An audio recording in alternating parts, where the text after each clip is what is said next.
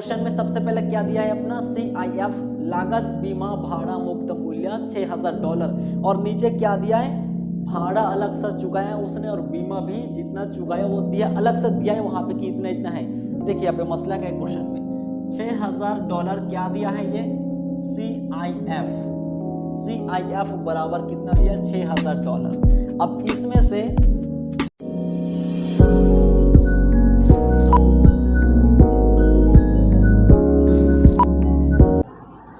Hello students, तो चलिए आज हम फिर से एक न्यू वीडियो में आए हैं और आज आपको बताएंगे कि सीमा शुल्क की गणना करने के लिए हमें जो कर निर्धारण मूल्य की गणना करना पड़ता है वो हम कैसे करेंगे। 1 से लेकर के 7 नंबर क्वेश्चन तो अपलोड हो गया, अब उसको देखो आपको पूरा प्रोसेस समझ में आ जाएगा। अगर आप नहीं देखो तो आपको समझ में नहीं आएगा, आप पहले देखो उसको तब समझ में आएगा। और 1 से लेकर के 7 तक अपलोड हो चुका है, ठीक है। 7 में इसका जो मेन फॉर्मेट है, जो फॉर्मूला कैसे निकालना है कैसे नहीं निकालना है, वो चाहे सीमा शुल्क का हो या फिर कर निर्धारण मूल्य का, दोनों का ही अपलोड हो चुका है, बहुत पहले अपलोड हो चुका है। उस वीडियो को देखो, पूरा प्रोसेस का पूरा सारा चीज खुल जाएगा, आपका दिमाग में सब बैठ जाएगा, पूरा पानी जैसा लगेगा। ये यूनिट, ये चैप्टर पूरा, ये जो सीमा शुल्क वाला यूनिट है ये फर्स्ट यूनिट है, एक ही चैप्टर में एक ही यूनिट है, ये पूरा बन जाएगा। फॉर्मेट देखो, 1 से 7 नंबर तक क्वेश्चन अपलोड हो चुका है जिसमें यह बताया गया है कि सीमा कर निर्धारण मूल्य की गणना कैसे करेंगे सीमा शुल्क निकालने के लिए। तो सबसे पहले कर निर्धारण मूल्य की जरूरत पड़ती है, उसको कैसे निकालेंगे सारा प्रोसेस उसी में बताया गया है। एक तो फॉर्मेट है और उसके बाद 1 से 7 नंबर क्वेश्चन तक 8 नंबर क्वेश्चन अभी बताएंगे जिसमें भी कर निर्धारण मूल्य निकालना है। 9 नंबर क्वेश्चन में जब हम आएंगे तब वहां से सीमा शुल्क की गणना स्टार्ट हो जाएगा, ठीक है। ये हमारा 8 नंबर क्वेश्चन जिसमें दिया है। अब पहले क्वेश्चन को पढ़ के देखते हैं, उसके बाद आपको बोर्ड में समझाया जाएगा, ठीक है। लाइन बाय लाइन सब कुछ स्टेप बाय स्टेप आपको सब कुछ समझाया जाएगा, टेंशन बिल्कुल मत लो। कुछ डाउट जाता है पूछो, तुरंत पूछो। और जो लाइव क्लास है रात 9 बजे स्टार्ट होगा, 2 घंटे का रहेगा। जिसको अटेंड करना है, ज्वाइन करना है, कमेंट करना, 10 लोगों के कमेंट आएगा तभी स्टार्ट होगा, वरना नहीं होगा। अब क्वेश्चन 8 में दिया गया है कि एक मशीन 20 अगस्त 2022 को जर्मनी से रवाना हुई है, यानी कि हम वहां से मंगाए थे जर्मनी से, और कब वो रवाना स्टार्ट किया 20 अगस्त 2022 को, लेकिन वो पहुंचते पहुंचते हमारे भारतीय बंदरगाह तक कब पहुंचा है 8 सितंबर 2022 को हमारे भारतीय बंदरगाह तक पहुंचा है। 20 तारीख को रवाना किया था अगस्त महीने में, 8 तारीख को पहुंचा, वो भी सितंबर महीने का। अगस्त के बाद सितंबर 8 तारीख को हमारे भारतीय बंदरगाह तक पहुंचा है। तो 8 सितंबर, वो सितंबर महीना में जो सारा चीज होगा हम उसी को लेंगे। आगे क्या दिया है, मशीन का लागत बीमा भाड़ा मुक्त मूल्य। 7 नंबर क्वेश्चन में जो था 8 नंबर क्वेश्चन में भी वही दिया, यहाँ पे CIF वहां पे 6000 दिया था 7 नंबर में, यहाँ पे 800 यूरो दिया है। यहाँ पे जर्मनी से खरीदा, यूरो है, जर्मनी में यूरो चलता है, ठीक है। निर्यातक के दलाल को सौदे करवाने के कमीशन दिया, उसको 1% दिया गया है।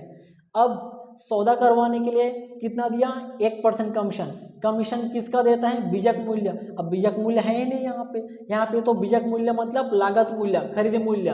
तो लागत, भाड़ा और बीमा, यहाँ पे तीनों का मिक्स करके 800 यूरो है, उसी को अपने को यहाँ पे बीजक मूल्य मानना पड़ेगा और उसी से हमें कमीशन देना पड़ेगा 1% से, और कोई रास्ता ही नहीं है यहाँ पे।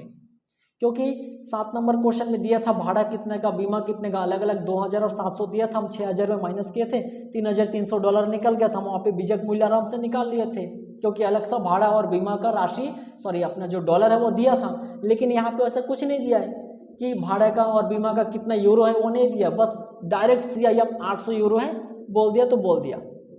हम भी करेंगे डायरेक्ट, जैसा क्वेश्चन वैसा आंसर। 800 यूरो दिया है, निर्यातक को दलाली दिया है 1%, तो 800 यूरो का जो CIF दिया है 800 यूरो, यानी कि हमारा लागत भाड़ा मुक्त मूल्य जो 800 यूरो दिया उसी का 1% यानी कि 8 रुपये हम भी लगा देंगे कमीशन। 1%, 800 का 1% 8 रुपये। आगे विनिमय दर अगस्त में 72 रुपये एवं सितंबर में 70.5। अगस्त में हमारे भारत में माल आया नहीं था, सितंबर में आया, आके पहुंचा, तो सितंबर का ही लिया जाएगा, यानी कि 70.5 के हिसाब से विनिमय दर लिया जाएगा और बनाया जाएगा। और हमें क्या गणना करने बोला है, कर निर्धारण मूल्य ज्ञात कीजिए, इसके अलावा क्वेश्चन में कुछ नहीं है। CIF दिया है, 1% कमीशन देने बोल रहे हैं, विनिमय दर 70.5, इसके अलावा हमारे क्वेश्चन में कुछ नहीं दिया है। ठीक है, आया क्वेश्चन समझ में? क्वेश्चन अगर पूरा देखो, क्वेश्चन पढ़ के तुमको समझ नहीं आएगा तो भी तुमको समझ आ जाएगा। कैसे? चलो बोर्ड में बताता हूँ। ठीक है, बोर्ड में जैसे बताऊंगा अच्छे से ध्यान से देखना, वहाँ पे कैसे क्या प्रोसेस होता है क्या नहीं होता है, क्योंकि 7 नंबर और 8 नंबर दोनों को कंपैरिजन करके, दोनों को कंपेयर करके मैं वहाँ पे दिखाऊंगा कि क्या उसमें था क्या इसमें अलग है, कैसे ये बनेगा कैसे वो बना था, दोनों को वहाँ पे कंपेरिजन करके बताऊंगा। ध्यान से देखना, कुछ समझ नहीं आता है ज़रूर पूछना, सब क्लियर करा दिया जाएगा, लेकिन पूछना ज़रूर। ठीक है, तो ये क्वेश्चन था। ठीक है, जितना समझ आया बाकी वहाँ पे आपको समझ आ जाएगा, इतना गारंटी है, क्योंकि दोनों यहाँ पे कंपेयर करूंगा। ठीक है, तो चलिए बोर्ड में देखते हैं 8 नंबर क्वेश्चन को बना के किस तरीके क्या प्रोसेस रहता है और क्या है इसका मेन सॉल्यूशन, सब कुछ बताएंगे स्टेप बाय स्टेप। चलिए बोर्ड में चलते हैं। ओके, तो चलिए आज हम लोग देखेंगे नेक्स्ट क्वेश्चन जो मैं बोला था 8 नंबर, PPP 8 नंबर क्वेश्चन हमारा। क्वेश्चन नंबर कौन सा है? PPP 8 नंबर हमारा क्वेश्चन रहेगा। इनडायरेक्ट टैक्स विथ GST का जो हमारा सीमा शुल्क की गणना चल रहा था उसमें PPP 8 नंबर क्वेश्चन आज चलेगा। आपको क्वेश्चन इससे पहले मैं समझा दिया हूँ, आपको समझ में आ गया होगा। अभी हम उसका डायरेक्ट सॉल्यूशन बनाएंगे और आपको सारा चीज बताएंगे खोल के उसका। ठीक है, सारा चिट्ठा खोल देंगे उसका हम। तो 8 नंबर क्वेश्चन में देखो, सबसे पहला मैं आपको क्वेश्चन समझा दिया हूँ, अगर क्वेश्चन में कोई दिक्कत आया तो पूछो। और हाँ, लाइव क्लास के लिए सब लोग ध्यान देना, कमेंट कर देना किसको किसको लाइव क्लास चाहिए। ठीक है, 10 लोग से ज़्यादा कमेंट आएगा तभी लाइव क्लास स्टार्ट होगा, वरना नहीं। तो सबसे पहले हम इसका फॉर्मेट बनाते हैं। फॉर्मेट से पहले हम यहाँ पे इसका हेडलाइन डालेंगे कि हमें कर निर्धारण मूल्य की गणना करना है 8 नंबर क्वेश्चन में भी। हमारा जो सीमा शुल्क मेन चीज वो कहाँ से स्टार्ट होगा? 10 नंबर क्वेश्चन से। मजा बहुत आएगा। ठीक है, जल्दी जल्दी इसको देखो। 8 नंबर 9 नंबर देखो, एक नंबर से लेकर के 9 नंबर क्वेश्चन तक बहुत आसान है। वो बस कर निर्धारण मूल्य की गणना करने बोला गया था, बहुत ज्यादा इजी है। आप उसको जल्दी जल्दी देखो, समझो, और कुछ उसमें दिक्कत समझ नहीं आता है पूछो। उसके बाद 10 नंबर में आ जाओ, सीमा शुल्क स्टार्ट हो जाएगा यही से, और मजा भी यहाँ से स्टार्ट, बहुत मजा है सीमा शुल्क में। और इसके बाद कर निर्धारण मूल्य और सीमा शुल्क दोनों का कॉम्बाइन मिक्स होगा यहाँ पे, और मजा आएगा तब। ठीक है, पूरा बोर्ड देख रहे हो नहीं, बोर्ड पूरा भर जाएगा, ये मजा बहुत आएगा तब। चलो सबसे पहले अपन देखते हैं 8 नंबर क्वेश्चन को, जल्दी बनाते हैं, इसमें ज्यादा कुछ खास नहीं है।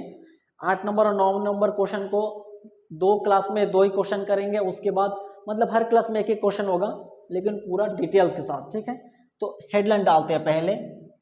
हेडलाइन में रहेगा कर निर्धारण वर्ष 2000 कर निर्धारण मूल्य, कर निर्धारण मूल्य की गणना, कर निर्धारण मूल्य की गणना हम यहां पे करेंगे।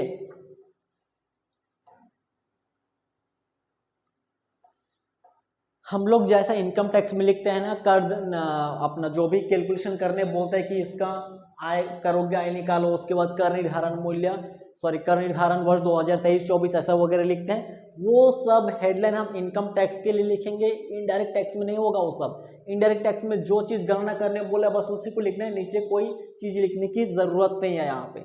इनडायरेक्ट टैक्स में सिंपल रहेगा, लेकिन इनकम टैक्स में वो हमारा कर निर्धारण वर्ष वो सब लिखेंगे उसमें, इसमें वैसा कुछ नहीं है, इसमें सिंपल रहेगा इसमें। ठीक है, किसी का डाउट होगा ऐसा तो ये समझ लो कि उसमें होगा वैसा, इसमें नहीं, इसमें सिंपल होगा। कर निर्धारण मूल्य निकालने बोला तो सिर्फ कर निर्धारण मूल्य की गणना यहाँ पे लिखेंगे, उसके अलावा कोई दूसरा चीज लिखने की आवश्यकता नहीं है। अब हम इसका फॉर्मेट बनाएंगे।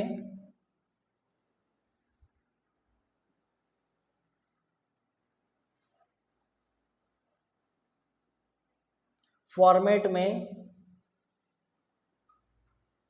विवरण, अच्छा यहां पे डॉलर था ना, यूरो है। 8 नंबर क्वेश्चन में देखो कौन सा देश से खरीदा, कौन से देश का क्या करेंसी है वो यहां पे शो करना पड़ेगा। डॉलर है तो डॉलर का साइन, यूरो है तो यूरो का साइन, पाउंड है तो पाउंड का साइन। जो जिस देश का जो भी करेंसी चलता है, जिस देश से आप माल खरीदे हो उस देश का जो भी करेंसी चलता है उस करेंसी को यहाँ पे उसका साइन यहाँ पे शो करना पड़ेगा, या उसको हम लिख भी सकते हैं, यूरो का यूरो लिख सकते हैं, उसका साइन से शो कर सकते हैं, चलेगा सब यहाँ पे। तो यहाँ पे था अपने यूरो, यूरो का साइन यहाँ पे ऐसा होता है। यूरो हो गया और अपना रुपए का हो गया। हम यहाँ पे यूरो लिख सकते हैं, रुपए भी लिख सकते हैं, शब्दों में लिख सकते हैं, कोई यहाँ पे दिक्कत वाली बात नहीं है। ठीक है, ये हमारा फॉर्मेट हो गया। अब हम इसको लिखेंगे आगे। तो सबसे पहला हमारा क्या होता है, यहाँ पे बीजक मूल्य होता है। क्या क्वेश्चन में बीजक मूल्य दिया है कि नहीं दिया, अच्छे से देखो। क्वेश्चन में एक मशीन 20 अगस्त 2022 को जर्मनी से रवाना हुई और 8 सितंबर 2022 को भारतीय बंदरगाह पर उतरी है। ठीक है, कब, 8 सितंबर, तो 8 सितंबर का सब कुछ लेंगे जब भारत में उतरा है वो। मशीन का लागत, बीमा, भाड़ा, मुक्त मूल्य 800 यूरो है। देखो ये क्वेश्चन आया ना, मसला यहाँ पे। इससे पहले जो 7 नंबर क्वेश्चन आप लोगों को मैं बता चुका हूं, उसमें भी CIF दिया था, लागत, भाड़ा, बीमा, मुक्त मूल्य दिया था। इसमें भी दिया है, उसमें भी दिया था। अब देखो, अब मैं तुमको यहाँ पे समझा रहा हूं। इससे पहला नंबर क्वेश्चन जो PPP7 नंबर क्वेश्चन था, उसमें भी CIF दिया था। CIF दिया था कितना डॉलर, $6000 दिया था। और अपने को गणना करने के लिए क्या दिया था, और यहाँ पे इंश्योरेंस दिया था कितने का, $700 का। और अपना फ्रेट भाड़ा दिया था अपना $2000 का, $2000 का। ठीक है, अब देखो कितना बढ़िया चीज है। यहाँ पे हम लोग को क्या चाहिए, बीजक मूल्य चाहिए। ठीक है, इनवॉइस प्राइस चाहिए अपने को, इनवॉइस प्राइस चाहिए अपने को।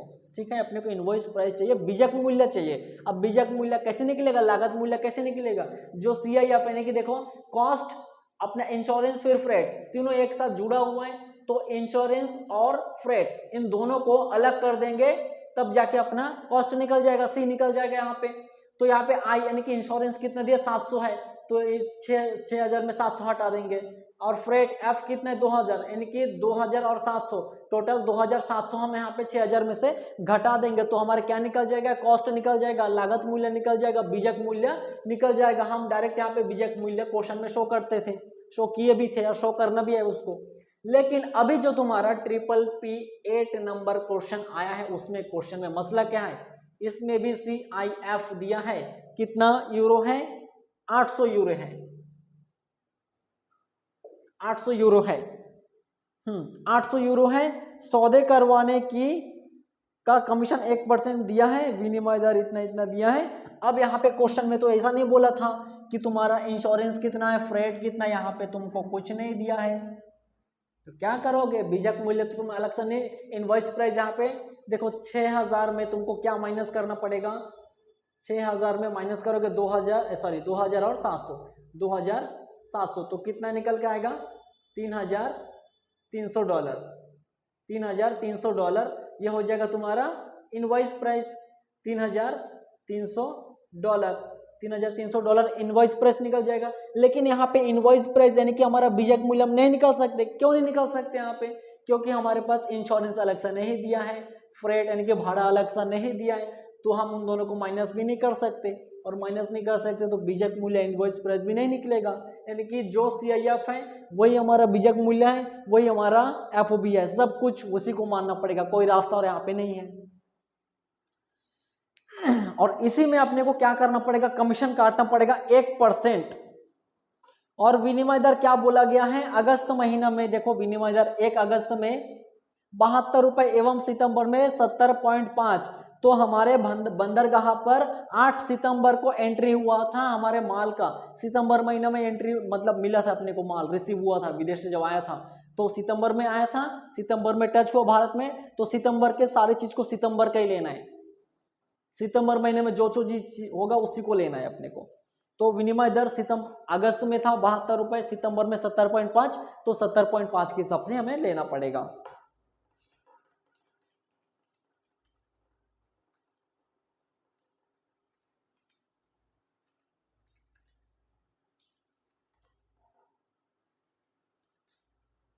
हो गया, ये समझ आया दोनों में, यहाँ पे दोनों में मैं कंपेयर करके दिखाया, समझ आया। 7 नंबर क्वेश्चन में सब कुछ डिटेल्स दिया था, तो हम इन दोनों को एक साथ करके इससे माइनस कर रहे थे। इनवॉइस प्राइस $3300 यहाँ पे निकल रहा था। हम इनवॉइस प्राइस यानी कि बीजक मूल्य हम आराम से शो कर सकते थे, शो किए थे, उसके बाद बाकी सबको धीरे धीरे निकाल लिए थे। लेकिन इस क्वेश्चन में ऐसा कुछ नहीं है, ना ही हमारे पास इंश्योरेंस दिया नहीं, फ्रेट दिया, कुछ नहीं दिया, तो कॉस्ट हम निकाल नहीं सकते। इसी CIF को हम इनवॉइस प्राइस मानेंगे, इसी को FOB free on board value मानेंगे, और इसी से आगे सारा कुछ निकलेगा।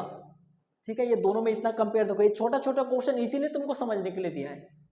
ये जो छोटा छोटा क्वेश्चन बनाया है ना 1 से 9 नंबर तक, इसी कारण बनाया है कि तुम समझो कि ऐसा ऐसा अगर टॉपिक तुम्हारे सामने आया तो तुम कैसे गुजरोगे इससे। अगर ऐसा डिटेल्स देगा तो माइनस करके बीजक मूल्य निकालना और आगे निकलते जाना है, और नहीं दिया तो इसी को बीजक मूल्य मानना है और उसी को FOB मानना है और आगे निकलते जाना है वहां से। ठीक है, इसी को बीजक मूल्य मानेंगे, और बीजक मूल्य में निम्न मध्य जुड़ता है, रॉयल्टी, लाइसेंस, दलाली, फलाली, जितना सारा चीज जुड़ता है सबको जोड़ेंगे और आगे FOB निकालेंगे। FOB निकालने के बाद परिवहन लागत और बीमा प्रीमियम, अगर क्वेश्चन में दिया तो जोड़ेंगे, नहीं दिया तो नहीं जोड़ेंगे। ठीक है, लेकिन हवाई जहाज का केस होगा तो अपने को देखना पड़ेगा। बीमा प्रीमियम नहीं दिया तो FOB का 1.125% वो भी हमें देखना पड़ेगा, सारा चीज ध्यान में रखना पड़ेगा। लेकिन इसमें इतना ही मैं अंतर आपको बताना चाह रहा हूँ कि इसमें है तो हम माइनस करके अपना इनवॉइस प्राइस बीजक मूल्य निकाल पाए थे, लेकिन इसमें वैसा संभव नहीं है क्योंकि यहाँ पे नहीं दिया था। तो अभी करना क्या है आगे देखो, करना क्या है आगे देखो।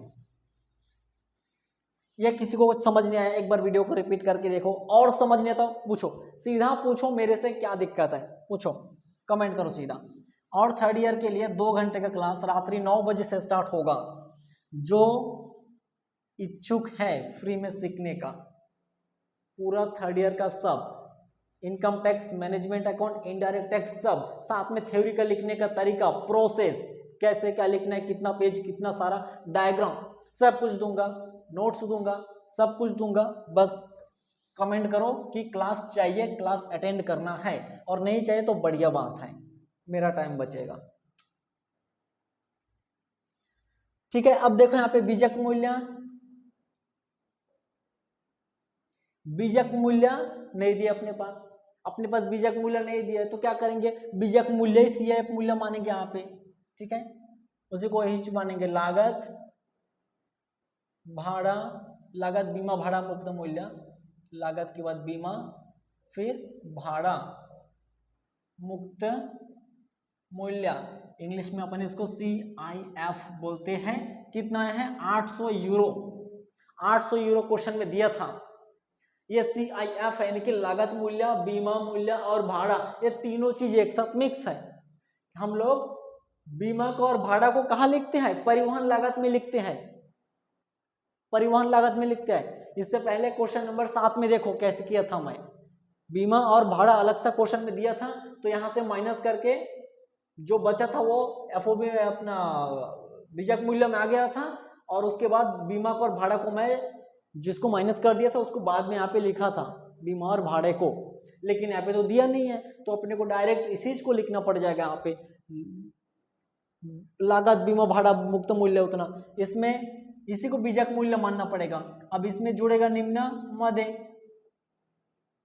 निम्न मध्य में क्या आएगा, दलाली व कमीशन, दलाली, कमीशन, रॉयल्टी, लाइसेंस, उसके बाद अपना हो जाएगा अन्य व्यय, जितना सारा होगा सारे खर्चों को हम यहाँ पे जोड़ेंगे। लेकिन इसमें से सिर्फ कमीशन दिया था कि उसको 1% कमीशन दिया जाता है, कमीशन हमेशा बीजक मूल्य पर दिया जाता है, इसी को अपन बीजक मूल्य मानेंगे। तो 800 यूरो का 1% कितना होगा, 800 यूरो का 1% 8 यूरो, 800 यूरो का 1% 8 यूरो। अच्छा, हमें चेंज भी करना है, 1 यूरो बराबर कितना रुपए है, पहले अगस्त में 72 रुपए था, उसको चेंज करके कितना, सितंबर में 70.5 हो गया।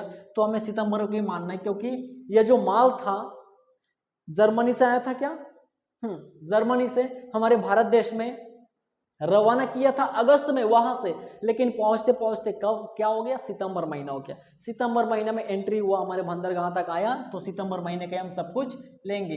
तो 1 यूरो बराबर कितना हो जाएगा, 1 यूरो बराबर अपना 70.5 रुपए, 1 यूरो बराबर 70.5 रुपए यहाँ पे हमें लेना पड़ेगा। तो इसको अपन चेंज करेंगे इंडियन करेंसी में, 800 यूरो का 70.5 के हिसाब से 56,400 रुपए, 56,400। और इसी 800 यूरो का कमीशन मिलता है 1% उसको 8 यूरो। अब 8 यूरो को अपन चेंज करेंगे हम इंडियन करेंसी में, 70.5 में 564 रुपए, 564 रुपए। ठीक है, इसके बाद और कोई खर्चा इसमें नहीं दिया था, तो यही हो जाएगा हमारा एफओबी। ये 808 यूरो और अपना रुपीज में 56,400 का 56,964, 56,964 हो गया। ये हमारा क्या हो गया, FOB. FOB free on board value, जहाज लदाई मुक्त मूल्य, जहाज लदाई मुक्त मूल्य यानी कि अपना free on board value, free on board value क्या आ गया अपना एफओबी 808 यूरो 56,964 रुपए। यह हो गया अपना एफओबी। इसमें जुड़ेगा क्या, निम्न व्यय। निम्न व्यय में क्या आता है अपना परिवहन लागत, और दूसरा क्या आता है अपना बीमा प्रीमियम। बीमा प्रीमियम, परिवहन लागत और बीमा प्रीमियम दोनों आता है इसमें, और दोनों में से दोनों के दोनों ही नहीं दिया है क्वेश्चन में। ठीक है, दोनों में से दोनों को ही यहाँ पे नहीं दिया है, क्वेश्चन में नहीं है। लेकिन कहाँ है, क्वेश्चन में है छुपा हुआ, कहाँ है देखो यहाँ पे। ये क्या है अपना परिवहन, मतलब उसका भाड़ा, परिवहन मतलब जहाज का भाड़ा, जहाज का भाड़ा, और बीमा प्रीमियम है क्वेश्चन में छुपा हुआ, आपको दिखेगा नहीं यहाँ पे। कहाँ है, यहाँ पे देखो, ये लागत मूल्य, बीमा और भाड़ा। ये भाड़ा, ये भाड़ा है, ये बीमा, यहाँ पे ये बीमा है। ये बीमा उसके साथ चिपका है जाके ऊपर में CIF में। ठीक है, वहां पे लागत मूल्य के साथ ये दोनों चिपक गया। जो नीचे आता था, यहाँ पे जो नीचे आता था वो वहां जाके चिपक गया, और चिपक गया तब क्या बन गया, लागत मूल्य के साथ चिपक गया तो CIF बन गया, कॉस्ट और इंश्योरेंस और फ्रेट, यानी कि लागत, बीमा, भाड़ा, मुक्त मूल्य तीनों मिलके बन गया वहां पे। तो ये बीमा को बीमा यहाँ पे क्वेश्चन में लिखना जरूरी है, तो यहाँ पे लिखना है। देखो CIF दिया है तो उसके साथ जुड़ चुका है, जुड़ने दो, है ना क्वेश्चन के अंदर। नहीं है ऐसा तो नहीं है, लेकिन ऊपर में रहने दो ही पे, भाड़ा भी ऊपर में रहने दो ही पे। ठीक है, यहाँ पे लिखने की जरूरत नहीं है, इसको डैश डैश कर दो, इसको हो गया क्वेश्चन खत्म। यहाँ पे हो गया, ये खत्म हो गया क्वेश्चन। बीमा को, भाड़ा को हमें लिखना है, बीमा तो जबरदस्ती क्वेश्चन लिखना ही है। हम यहाँ पे एफओबी का 1.125% काट के क्यों नहीं लिखे, क्योंकि क्वेश्चन में दिया है बीमा, वो भी छुपा हुआ था, बीमा यहाँ पे जुड़ा हुआ है। और भाड़ा हमें देखना पड़ेगा जहाज का है कि सॉरी हवाई जहाज का है कि पानी वाला जहाज का है। पानी वाला जहाज का है तो डायरेक्ट लिखेंगे, दिया है तो लिखेंगे, नहीं दिया तो नहीं लिखेंगे। दिया है लेकिन वो भी छुपा हुआ है, भाड़ा यहाँ पे जुड़ा हुआ है, तो ये सब चीज पहले यहाँ पे जुड़ा हुआ था, हमें अलग से यहाँ पे जोड़ने की आवश्यकता नहीं है। अगर क्वेश्चन में अलग सा देता कि नहीं भाड़े का इतना रुपया जो वहां पे जुड़ा है और बीमे का इतना रुपया जो वहां पे जुड़ा है, तो अपन यहां से उसको अलग कर देते और यहाँ पे जोड़ते, जैसे 7 नंबर क्वेश्चन में किया था। 7 नंबर और 8 नंबर को आप एक बार नहीं 2 बार देखो, पलट पलट के देखो कि डिफरेंस क्या आ रहा है इस क्वेश्चन में। उसमें हमें 2000 रुपए का भाड़ा दिया था, बीमा 700 रुपए का दिया था, और CIF 6000 दिया था। तो CIF भी दिया था, भाड़ा भी दिया था, बीमा भी दिया था, लेकिन इसमें तो खाली CIF दिया है, भाड़ा और बीमा क्वेश्चन में नहीं दिया है। इस कारण से हम यहाँ से उसको नहीं हटाए हैं, वहीं पे रहने दिए हैं, उसी को एफओबी माने हैं और उसी से आगे सब कुछ निकाले हैं। आया समझ में? नहीं आया, आप एक बार 7 नंबर क्वेश्चन और 8 नंबर को दोनों को एक बार, पहले 7 नंबर फिर 8 नंबर फिर 7 नंबर 8 नंबर करके एक बार देखो, आपको जरूर समझ में आएगा मैं क्या बोलना चाह रहा हूँ यहाँ पे। एक बार देखो दोनों को कंपेयर करके क्या हो रहा है मसला। दोनों क्वेश्चन सेम है, बस उसमें अलग सा भाड़ा और बीमा को शो कर दिए थे कि इतना इतना है, तो अपन माइनस करके बाकी सब निकाल दिए थे। इसमें वैसा नहीं कर सकते, हम उसी को एफओबी मानना पड़ेगा, लागत मूल्य, बीजक मूल्य मानना पड़ेगा और उसी से सब कुछ निकालना पड़ेगा। और यहाँ पे क्वेश्चन में शो नहीं किया था तो हम यहाँ भी नहीं लिखेंगे, लेकिन ये पहले से जुड़ा हुआ है इसमें साथ, कोई प्रॉब्लम वाली बात यहाँ पे नहीं है। हो गया अपना सारा चीज जोड़ देंगे तो 56,964 रुपये ही आएगा, और इधर 808 यूरो आएगा। यह हो गया हमारा कर निर्धारण मूल्य। कर निर्धारण मूल्य, यह हो गया हमारा कर निर्धारण मूल्य। हो गया।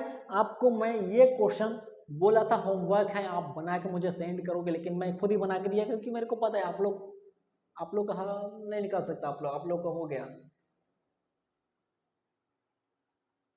ठीक है, आप लोग कंफ्यूज हो जाओगे, मेरे को पता था पहले से, इस कारण से मैं ये क्वेश्चन भी बता दिया। 9 नंबर बताऊंगा, सब क्वेश्चन बता दूंगा, टेंशन मत लो, बस देखते जाओ, कोई दिक्कत नहीं, देखते जाओ, पूछते जाओ, जितना पूछना है पूछो, सारा क्वेश्चन मैं बता दूंगा। अब इसके बाद हम जाएंगे 9 नंबर क्वेश्चन में, ट्रिपल पी 9, उसमें भी यही कर निर्धारण मूल्य की गणना में करना पड़ेगा। अगर कोई इच्छुक हो कि मुझे थोड़ा सा मतलब कोई इंटरेस्ट है कि नहीं, मुझे थोड़ा प्रैक्टिस करना चाहिए, तो खुद बनाओ और उसका आंसर मुझे कमेंट करो कि आंसर ऐसा आया, कि तुमको कोई प्रॉब्लम जा रहा है क्वेश्चन में तो बोलो कि सर ऐसा ऐसा प्रॉब्लम है, तो उसको बताओ मुझे, आपके आंसर आपको जरूर मिलेगा। ठीक है, और अगर देखो बनाओ या ना बनाओ वो आपकी मर्जी, आपको एग्जाम में लिखना है कि नहीं लिखना है, प्रैक्टिस करना है कि नहीं करना है, आप जानो। मेरा यहाँ पे कंटेंट देना है आपको तो देना है, बस मैं सब कुछ बना दूंगा, सब कुछ सिखा दूंगा यहाँ पे। अब आप लोगों को सीखना है कि नहीं सीखना है देख लो, इधर से मैं सब कुछ डाल दूंगा यूट्यूब में। ठीक है, 8 नंबर हो गया, 9 नंबर भी दूंगा, उसका 10 नंबर भी दूंगा। 9 नंबर क्वेश्चन में एक इंटरेस्ट वाली बात सुन लो यहाँ पे। दिसंबर 2022 में आयातित माल का कर निर्धारण मूल्य 2 लाख रुपए है। सीमा शुल्क की गणना यही से स्टार्ट हो गई, यही है अपना इंटरेस्टिंग चीज। सीमा शुल्क की गणना 9 नंबर क्वेश्चन से स्टार्ट हो गया है। ठीक है, अब हम उसको अगला क्लास में देखेंगे, बहुत मजा आएगा।